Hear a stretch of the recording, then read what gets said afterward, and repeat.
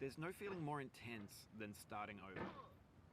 If you deleted your homework the day before it was due, as I have, or if you left your wallet at home and you have to go back after spending an hour in the commute. If you won some money at the casino and then put all your winnings on red but it came up black. If you got your best shirt dry cleaned before a wedding and then immediately dropped food on it. If you won an argument with a friend and then later discovered that they just returned to their original view. Starting over is harder than starting up. If you're not ready for that, like if you've already had a bad day, then what you're about to go through might be too much. Feel free to go away and come back. I'll be here. Alright, thanks for coming with me on this trip. I'll understand if you have to take a break at any point. Just find a safe place to stop and quit the game. And don't worry, I'll save your progress, always, even your mistakes. This game is a homage to a free game that came out in 2002, titled Sexy Hiking. The author of that game was Jazuo, a mysterious Czech designer who was known at the time as the father of B games. And B games are rough assemblages of found objects.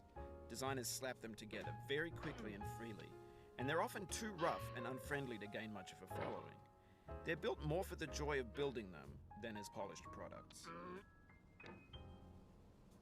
In a certain way, Sexy Hiking is the perfect embodiment of a B game. It's built almost entirely out of found and recycled parts, and it's one of the most unusual and unfriendly games of its time.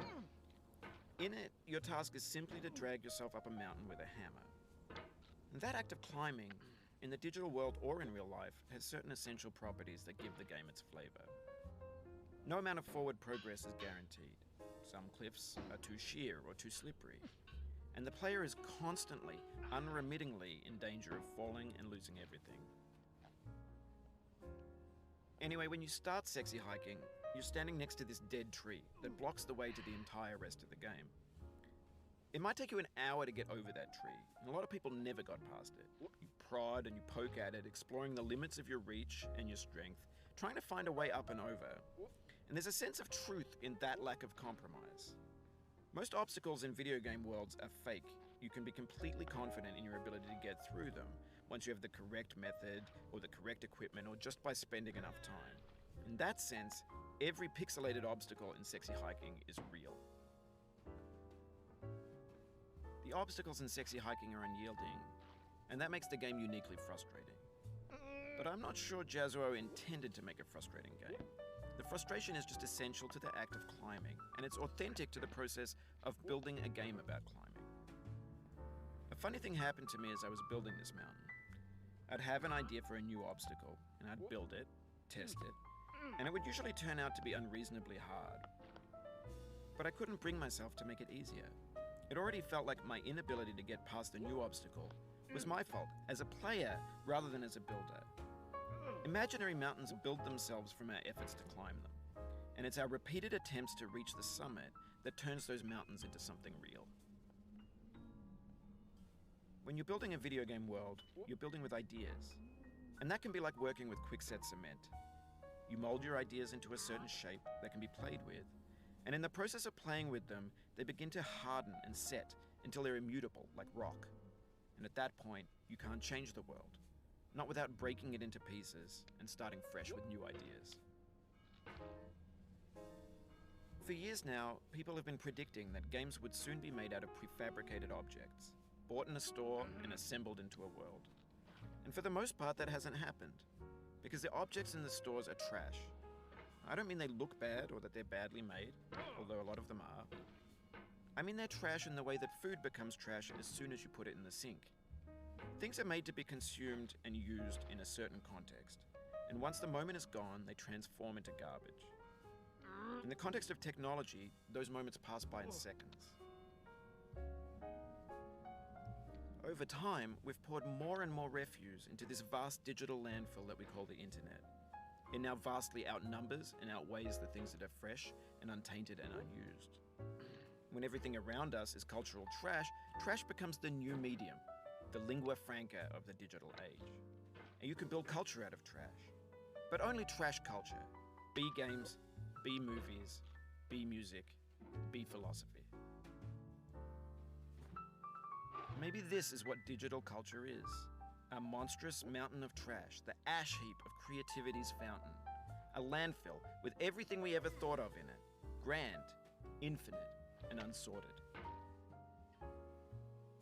There's 3D models of breakfast, Gen X's fanfic novels, scan magazines, green screen Shia LaBeouf, banned snuff scenes on LiveLeak.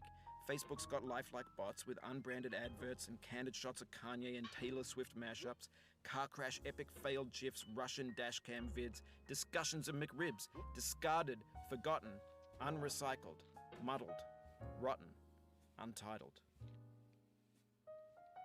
Everything's fresh for about 6 seconds, until some newer thing beckons, and we hit refresh. And there's years of persevering, disappearing into the pile, out of style, out of sight. In this context, it's tempting to make friendly content that's gentle, that lets you churn through it but not earn it. Why make something demanding if it just gets piled up in the landfill, filed in with the bland things? When games were new, they wanted a lot from you. Daunting you, taunting you, resetting and delaying you. Players played stoically. Now everyone's turned off by that. They want to burn through it quickly, a quick fix for the fickle, some tricks for the clicks of the feckless. But that's not you, you're an acrobat. You could swallow a baseball bat. Now I know, most likely you're watching this on YouTube or Twitch, while some dude with 10 million views does it for you, like a baby bird being fed chewed up food. That's culture too. But on the off chance that you're playing this, what I'm saying is, trash is disposable, but maybe it doesn't have to be approachable. What's the feeling like? Are you stressed? I guess you don't hate it if you got this far. Feeling frustrated? It's underrated. An orange is sweet, juicy fruit locked inside a bitter peel. That's not how I feel about a challenge. I only want the bitterness. It's coffee. It's grapefruit. It's licorice. It feels like we're closer now. Composer and climber, designer and user. You could have refused, but you didn't. There was something in you that was hidden, that chose to continue. It means a lot to me that you've come this far, endured this much. Every wisecrack, every insensitivity, every setback you've forgiven me is a kingly gift that you've given me. We have the same taste, you and I. It's not ambition, it's ambition's opposite. An obdurate mission to taste defeat. You'll feel bad if you win, so I put this snake in for you. Have you thought about who you are in this? Are you the man in the pot, Diogenes? Are you his hand? Are you the top of his hammer? I think not. Where your hand moves, the hammer may not follow, nor the man, nor the man's hand. In this you're his will, his intent, the embodied resolve in his uphill ascent.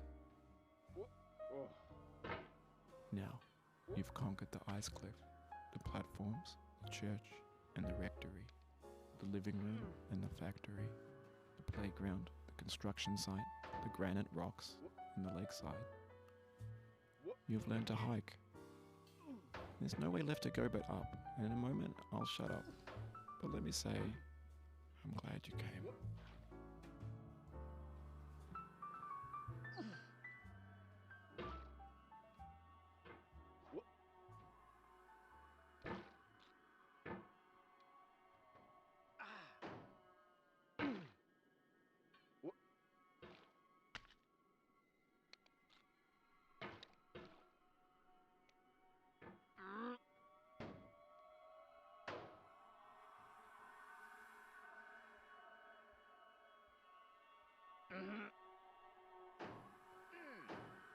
No.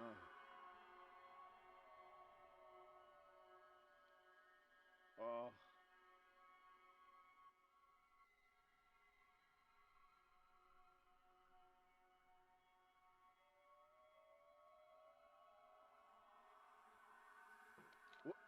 I dedicate this game to you, the one who came this far. I give it to you with all my love.